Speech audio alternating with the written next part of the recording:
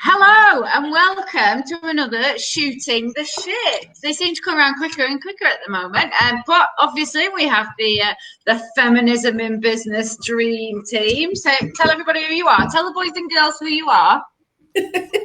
I'm Hannah from Grow Traffic and I'm cringing out my skin. Hi kids, which is weird. I'm Marisha. I'm from Noise, Mama Bear and B4B. So yeah, all good. Your list of businesses just gets longer and longer every week. I run this, and I run this, and I run this. No more. And now I'm inserting cat bowels. Yes, yeah, that's what we were just talking about. Yeah, cats with IBS.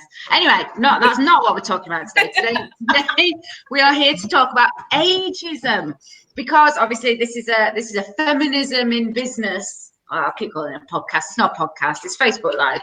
And ageism is a massive thing, actually, that a lot of women in the workplace face. I was reading an article from the Financial Times a whole 3 minutes ago, and that was saying that the ageism in the workplace actually starts at 40 for women. Marisha and I are both 38. We're 38, Marisha. And Hannah's 30 something or other. I love my little sister very much. But you know, 34. There we go. Broadcast of age. What the hell, man? I am young. I'm youthful. I am still passing for late 20s. Don't give my age away willy-nilly. That would be okay because your value is not determined by your age, Marisha. Exactly, and this is what we're exactly going to talk about today. So ageism in the workplace, it is a thing. It's a thing that men face as well. Apparently the same article was saying that ageism in the workplace starts at 45 for men, so they're actually not that far behind us, and it's obviously something that affects both sexes equally, but that's what we're going to talk about today. So Hannah, have you ever experienced ageism in the workplace? No, but I've dished it out plenty of times. It's not really. I suppose I was like discounted from a lot of things because I was young. Like, I suppose the other way around. But I've experienced ageism out of the workplace just by the fact that you're a female. And the reason that we picked this is because the other day I dyed my hair. And my immediate reaction was, I'm too old for this. And I texted it to everyone. And Rachel and Alicia text back and said, that's your internalized misogyny. And I thought, that is my internalized misogyny. Why am I, as Rachel pointed out, why is magazines and the patriarchy dictating the colour of my hair at the age of 34? So now I've had to think of another reason to hate my hair colour. Yes, it's a very good point though, because I shaved my hair off. I used to be able to sit on my hair, and I shaved it off for charity. I had 33 inches of hair that I sold, so my hair had admittedly gone past the point of being long and had got to the stage of weird. But I shaved it off, or I cut it off, because I again thought I'm nearing my late 30s, and that is not an acceptable age to have long hair. So why? Who decided at what age you're allowed to have long hair, short hair, red hair, black hair, white hair?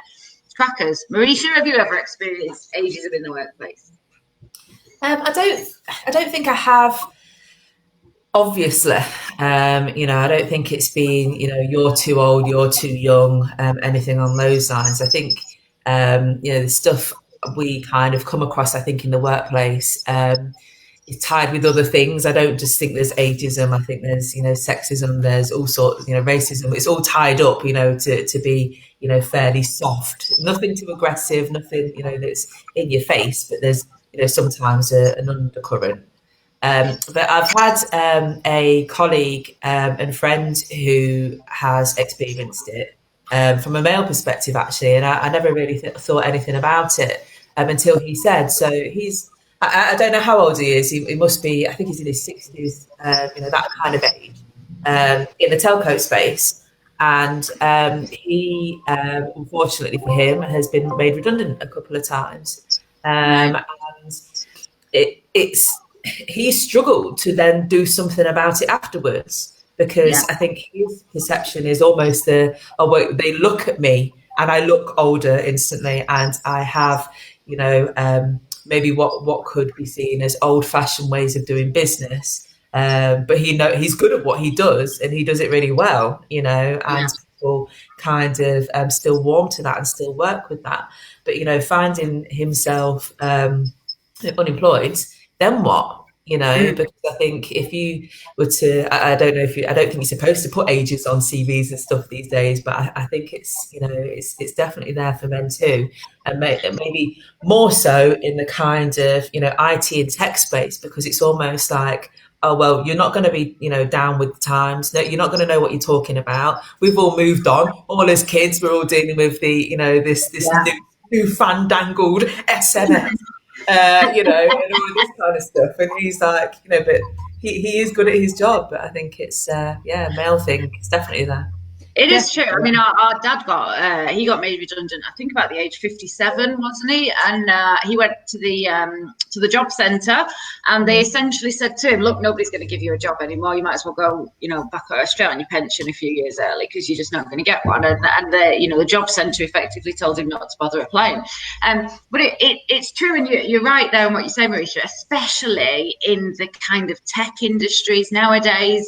It does move very quickly. We're in SEO. SEO moves really quickly. Social media is moving really quickly. The algorithms are constantly updating and changing. And, the messaging that people are responding to is constantly changing.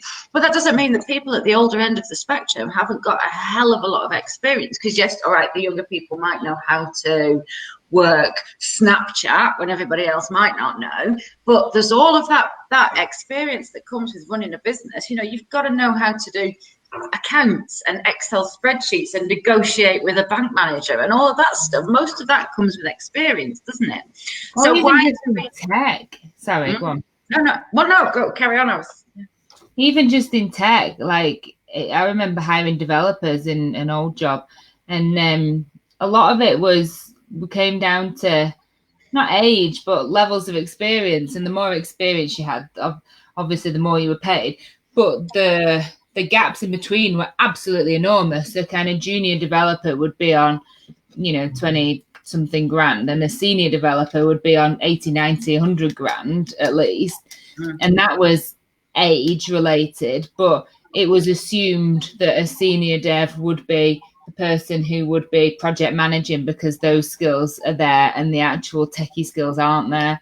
So yeah, what you're saying is absolutely right. Like, they have older generation of people, or people with more experience, have skills that are valuable, but that doesn't mean to say that they're also not keeping up on their actual tech and industry specific knowledge. Yeah. I remember Dali saying, when he was talking about, this is kind of 10, 15 years ago, when he was talking about how he wanted to have an agency. And he was saying that because when you're, if you're marketing, you're kind of off the radar by the time you're 35. You're perceived to not have your finger on the pulse anymore of what's going on, and it's just crackers, isn't it? In essence, what the world of work is saying is that you've got about a 10-year window between the age of maybe 25 and 35, where you're going to be old enough to be respected and yet still young enough to understand what's changing in the world. And then, before that, you're young and inexperienced, so nobody's going to take you seriously. And after that, you're over the hill and you need to be thrown out on the muck heap. How have we ended up at this situation? Answers on a postcard, please. Fucking hell, that's because I fix this, please. I don't know. I think it's just all assumption, isn't it? Basically, it's all based on that. I think, okay, yeah, there are going to be, the extremes where people don't know what the hell's going on, or that are out of touch, for want of a better term. I'm not down with TikTok in any way, shape, or form. I have no intention to be. I feel like a little old lady, but it's. Yeah, I think, but there are lots of people our age that are involved, do get it, are completely on board with it. I think it's just a sense of assumption, basically. Yeah, I mean, Elaine's watching. Hello, Elaine. Elaine's made a comment that she was paid £5,000 less than her male peer, who came to the job after her, and then she had to train him up. So there is a thing that the ageism is kind of going hand in hand with the gender pay gap as well, isn't there? Is ageism being used as an excuse to pay women less, as in, you've got less experience, or you're not as worldly perhaps as your male counterparts who might be of a similar age? Do you think ageism is used as an excuse to underpay people or overpay people? I think it's used to overpay people a lot. I think it creates inequality in the workplace for salaries. I think people look at sometimes experience rather than skill. Mm-hmm. I think, because you kind of work your way up the ladder in salaries, or allegedly, by the time you get to kind of 50 something and you're applying for jobs and you're going from this salary, I think there's an expectation when you're hiring someone that they're going to want to step up. And so often you won't maybe consider people, or people aren't considered as much because they're more expensive. And you think, well, what do they bring to the table other than the fact that they've got tons of experience, but actually they've been on a more elevated salary. So you'd perhaps bring somebody in younger who's on a lesser salary. I've never experienced it as a reason to bolster the gender pay gap, but I think there is a belief that older people coming into, doing career changes in particularly, or coming into a role at a later stage in life, they're going to lack energy or agility or mental agility, or, just they're going to just be a bit shit, I think is like a bit of an expectation really, which is hugely unfair, especially if you're a female. I think, there's a whole trench of expectations around menopausal women and how they're going to behave and how useful they are in the workplace that I think comes hand in hand with ageism. Yeah, I mean, there's a few things that you've mentioned there that I want to unpick. I mean, really, in one sense, we could say that ageism is, is ageism a thing, or is ageism actually just an excuse that is being given to permit people to say, well, I don't want to employ that person because they're going to cost me 10 grand more than if I brought somebody new on and trained them up. So, is there that?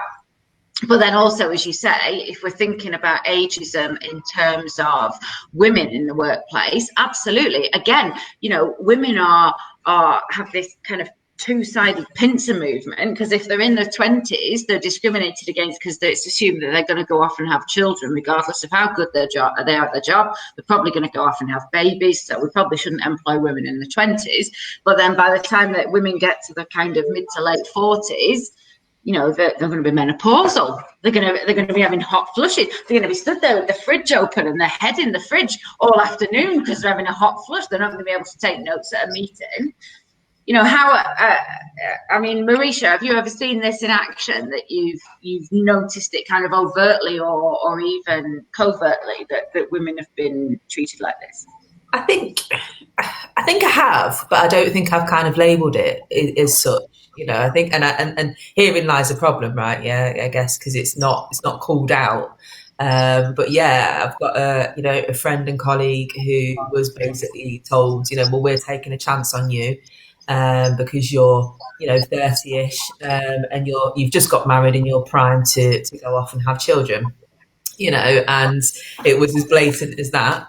And then on the flip side, someone else in the same business was also a bit older, and it was almost like it's fine, she's not going to have children, she's too old for that now, and she did. And it was like that kind of vibe, and it's what I will say is this was all within a female-led business, so I don't think it makes any difference, in terms of hierarchy or who's involved. I think women are as much to blame as men sometimes too. we're obviously talking about females at the moment, but yeah, for sure, it definitely happens the other way around too. For the guys, oh well, you're immature, etc. But then maybe the maturity is also not appreciated when they're at the other end. I do wonder though if there is, if you look at, that people have always talked about for years, haven't they, that in kind of the acting world, for example, the celebrity world, men are allowed to age and women are not. If you look at the kind of celebrities that we have around at the moment, men are allowed to go grey, they're allowed to get wrinkles, whereas women spend an absolute fortune on dyeing their hair and getting Botox and ensuring they stay young. I mean, look at Jennifer Aniston and Jennifer Lopez, all the Jennifers, they've not aged in 20 years, have they? And that's kind of, they're applauded for that. You see these constant articles in magazines where there's like Jennifer Aniston from 1995 and now, and she hasn't aged, and this is applauded. Whereas men like George Clooney and Philip Schofield, they're allowed to go grey, they're allowed to age, and it's kind of seen as they're distinguished. Do you see that? If you think about the landscape of business owners that we know, and kind of people who are at the management level and the managing director level and the owner level, you still see that. I still see that when I look at, there's an expectation on women that they will present a lot younger than men who are allowed to go grey and are allowed to age gracefully. Do you either of you see that at all? 100%. I mean, you're really lucky, Rachel, that people always mistake you for being in your late 20s. But early 20s, Hannah. Early 20s. But yeah, absolutely, there is an expectation that women will look younger and for longer, and you don't need to look very far to see that at all. Like, you just need to, often you need to look in the mirror and see the efforts that we subconsciously go to make ourselves, stay young. And it's just everywhere, and it's insidious, and it's you hit with it from every single angle, from your mother telling, like the actions that your mother took, to the magazines that you read, to the things on TV, to the people that you see representing, your kind of age and ethnicity and sexuality and everything on TV. It's just impossible to ignore that we are supposed to look forever young and fresh-faced, without using makeup, without being fake. Yeah, without dyeing our hair. Yeah, without dyeing our hair, without using makeup, without having an eating disorder. You've got to be able to eat 20 burgers, never do a day's worth of exercise, never put any makeup on. Yeah. Not bombed. It's true though. I mean, I remember, because I started going grey. I've got these grey streaks in my hair. Well, it's a grey streak in my hair now, and that actually started probably 5 or 6 years ago. And I remember Hannah and I've got a friend who's a hairdresser, and she said to me, "Look at your hair," and I said, "Yeah, I think I'm going to leave it. I'm kind of interested to see what colour it goes." And she literally went,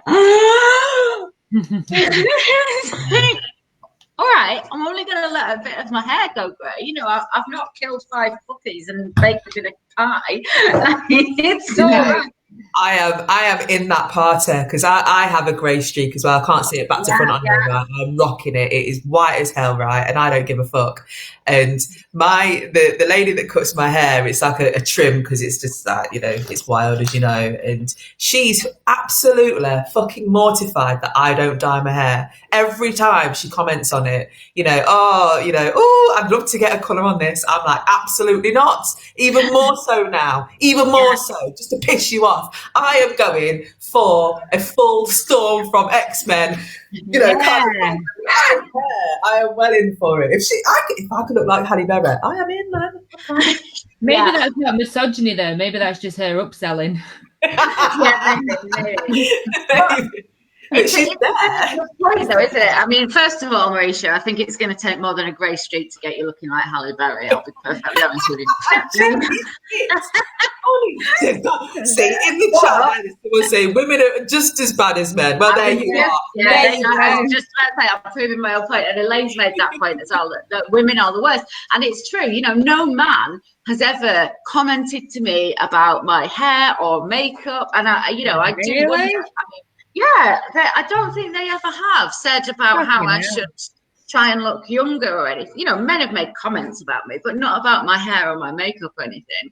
And so it is women, and like say, it's our mothers, it's our friendship groups, so the ones who we get this kind of comment from of, oh God, I'm looking old, oh my crow's feet, you know, oh yeah, here's a cream that I've been using, this is really good, I've tried Botox, why don't you try it, why don't we get a chemical peel together, blah blah blah, you know. And it's obviously it's being sold to us by the media, you know, by magazines and by television and by films. Obviously it's been sold to us, but we are perpetuating it, because as much as we sit here and say, oh, I don't want to buy into that, and we were talking about this last week actually, when I was saying, you know, how I've started wearing makeup recently, and you said, well, why? I said, well, I thought I started to look a bit old, so I started putting makeup on. We are doing this to ourselves, we're doing it to each other. Yeah, and it's so hard to fight against it. Like, I was looking in the mirror the other day, and as you know, I'm like insanely pregnant, and so I'm looking a little bit worse for wear. And I said today, fucking hell, I look so old at the moment. And he was like, no, you don't. I said, yeah, I do. Like, I've got like real wrinkles coming under here. And he was like, no, you look fine, blah, blah. And then I went out for a coffee with my friend Sam, male. And I looked at him and I thought, he's looking fucking old as well. And we're the same age. And I bet he's not stood there in the mirror going, fuck me, I look really old. I have, and that just kind of summed it up. He looks worse than me, by the way, and he's not pregnant. What a surprise! What a surprise! I mean, do you ever have these conversations with yourself, Marisha, in the mirror? Sometimes I do, yeah, you know, but I kind of think, oh well, do you know what? It is what it is. You know, there's some things that, you know, maybe I would change a little bit, but not kind of, you know, completely change my entire everything. You know, I think it's just an acceptance of getting older. And I guess, you know, sometimes I kind of think, oh, it'd be nice to. And then other times I think, you know, I'm fucking lucky to be getting old and to still not look haggard, you know, and, you know, like, you know, the back of a bus, you know. So how far would you go? Would you have Botox? Would you have plastic surgery? What would be your lines in the sand? I don't know, you know, because I think that it all seems like very hard work. This stuff is not like, oh, just nip in, you know, have your tits done, you know, and your belly out or anything like that. It just seems like, you know, actually it's I guess I don't have that bad of a, you know, a thought of myself that I want to drastically change it. But I'm also grateful that I can have that outlook, because not everybody's like that, you know, and some people look in the mirror and have, you know, a completely different view back, you know, and, you know, we're going into other things here, but, you know, I guess I think that's why I'm, I guess, a bit chill about it, because I'm like, you know, things could be much worse. And again, that's a self-confidence thing, isn't it? I mean, the three of us are fairly self-confident people. So again, you know, yeah, I will look in the mirror and I will be critical of myself, but not to the point where I think like, shit, I need to do something about it. Just as in like, oh, that wasn't quite that bad, you know, 3 years ago. But none of us have any kind of mental illness or mental, you know, body dysmorphia or anything like that. And that must be awful, mustn't it? None of us that I know of have got addictions that you know, cause aging or physical. Like, we're privileged enough that we have the headspace to be able to look in the mirror and consider what we look like in a critical way, rather than just thinking, right, how the fuck am I going to keep the lights on?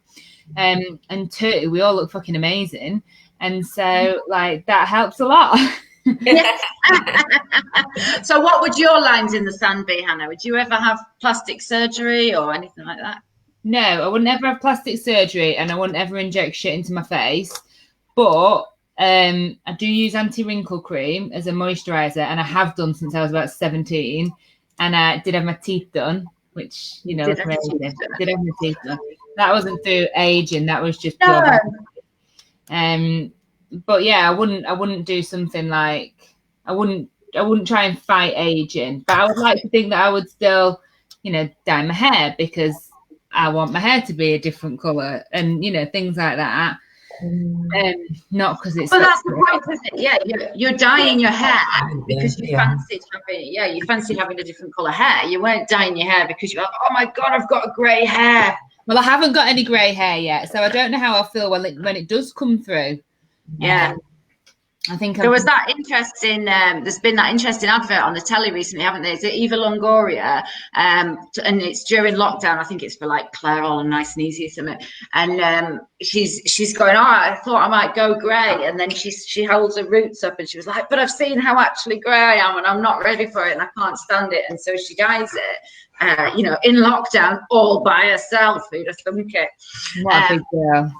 But yeah, it's that same message all the way through, and really they're just saying it's really easy to dye your hair at home if you want, but it's again that insidious thing of, you know, oh, we might be on the verge of being grey, but no, actually no, as women we're not ready for it. And it's like, why are we being fed this message? I just want to quickly come back. Sorry, because it sells fucking product. Exactly. We are slaves to consumerism, and half the time the inadequacies that we're sold are not because it's good for our health. It's not because it's something that's more sexy, which is fucking a stupid reason anyway, but because they want to sell us Botox, and they want to sell us home hair dye kits and makeup and, you know, perfume because we stink, and makeup because we're ugly, and hair dye because we look shit on our hair. And like it is just fucking sort yourselves out, women, because you're disgraced and buy all this shit to do it. But again, there's that absolute double standards, isn't there? Where, you know, you can go so far, but they're not far. You know, if you end up looking like Amanda Holden, for example, where your face doesn't move, all of a sudden then we're criticised for that, and it's like, well, she's gone too far now. There's such a fine line of where we are allowed to sit and be perfect before we again cross over into being criticised for taking it too far.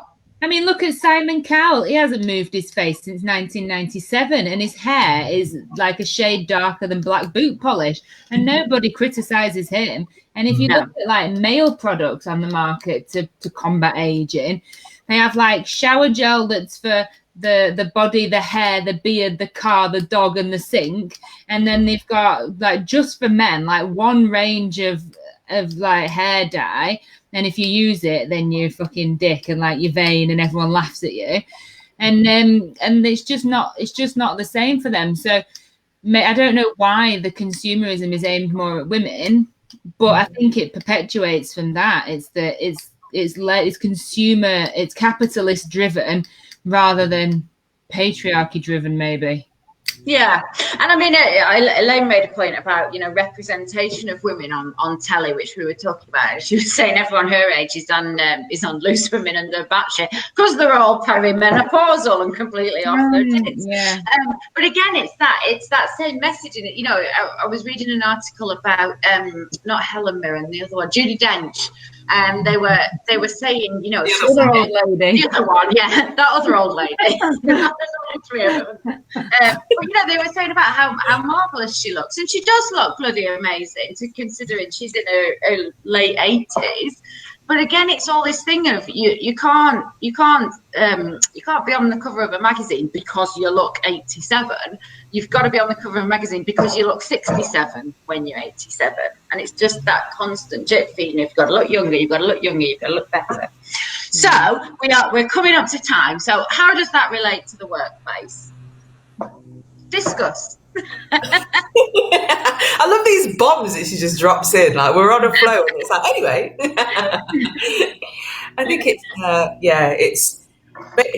I think we just kind of have to, it's one of those again, you know, I feel like I repeat myself, but I think we just have to call it out, you know, and actually get to know people and, you know, have a conversation about, you know, stuff before just making assumptions. It's as simple as that for me. A lot of it's all assumed. Yeah, and do we think when we're talking about kind of ageism in the workplace, where, you know, men are allowed to, and it does follow through from the workplace, from the celebrity world, you know, men are allowed to age gracefully, and they're allowed to be bald and allowed to be grey, and women are still expected to turn up and look, you know, 10 times better. Do you think that we fight that by just not doing it, not conforming to it and doing it? Or do you think that we need to start having those conversations in the workplace and saying, you know, it's all right if you don't want to brush your hair this week, it's fine? I think there is like a level of groomed professionalism that you need to look like, that you need to, you know, maintain just for professionalism, whether you're male or female. Like I wouldn't expect, you know, someone to come in looking like they've belonged in the caveman era, whether they were male or female.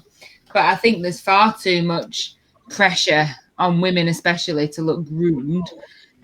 Like we said last week or the week before, when we were talking about uniform and dress code in the workplace and stuff. But I think, I mean, I was really pleased when I text you lot and said, do I look too old for this hair colour? And you all said, get a fucking grip on yourself. I was really pleased that was the reaction that I got, and I hadn't considered it. And as soon as you said it, I was like, oh, fuck, yeah.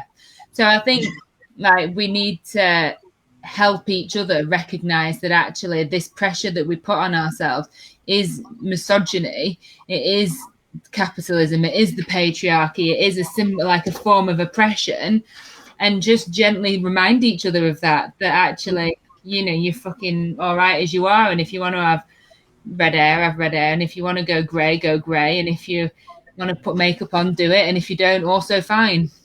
Yeah, just supporting each other and not tearing each other down.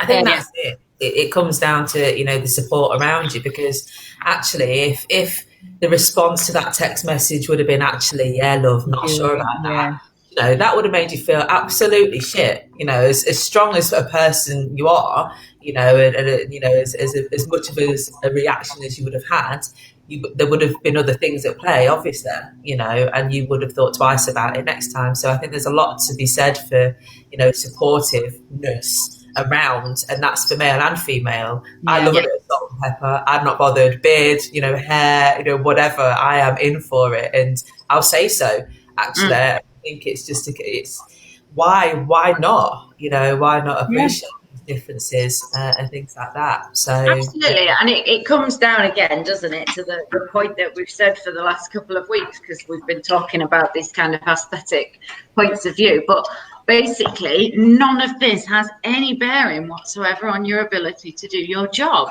You know, you might be equally good at doing your job at 35 as you are at 65, and we've got to start accepting people on their abilities and their experience and their willingness to learn and keep up with something, keep up with the sector that they're in, and not be judging them on, you know, how old they are or how much makeup they're wearing or whether they've got high heels on or flat shoes. It's just got to stop. And I am quite hopeful that I think we are at least now having these conversations. Admittedly, we've probably been having them for the past kind of 20 years.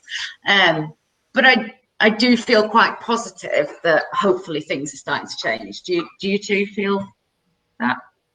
Deafening silence. No, we're banging our heads against the brick. I think there are pockets of conversation happening, but I think there's sexism that happens without people noticing. I think there's gender roles that are adopted without people noticing. I think there's children being brought up in gender roles that is just, you know, the parents are oblivious and well-meaning, but not always hitting the mark. And you can't sit there challenging every single person, because you just turn into an arsehole. I think, you know, you don't want to be constantly like pulling your friend up on everything that they say. And you've got to pick your battles. But I think the fact that we're having these conversations, and it takes a long time to change to bring around change, and it usually only happens because somebody right at the top has a better reason for wanting it than just inequality. So I don't think it is particularly changing. I think this whole body positive movement is incredibly insincere that's happening in the press, and like with Dove and things like that. Buy our products because we don't care really what you look like, but you still fucking stink, so buy this deodorant. Like, I think it just is so insincere. So I don't think it's particularly changing, but we've just got to keep fighting the good fight. Yeah. Okay. Right, well, in that case, we have run out of time, so we shall go off and fight the good fight and be back next week. We never know what we're going to talk about. We decide it about 5 minutes in advance, but next week we will be back with another feminism in business issue, probably more feminism than business, which is what we generally end up talking about. If anyone has any comments, feel free to leave them. Yes, Hannah? What? Thank you to Elaine for all her comments. We didn't actually get to them all, but they're really insightful and and Elaine said that Anna points out that Annie Lennox is amazing, and Annie Lennox is amazing. There is nothing that is not amazing about that woman. She's fab. I don't know if anyone has not watched Annie Lennox when they did the Freddie Mercury tribute concert. That's just a bit of an Annie Lennox point here. She stole the show, and she was the only one who could sing like Freddie Mercury could sing. So if you haven't watched it, go and watch it. But we're not going to talk about Annie Lennox. We'll be back next week with some more feminism. Thank you very much, everybody. Bye, everybody.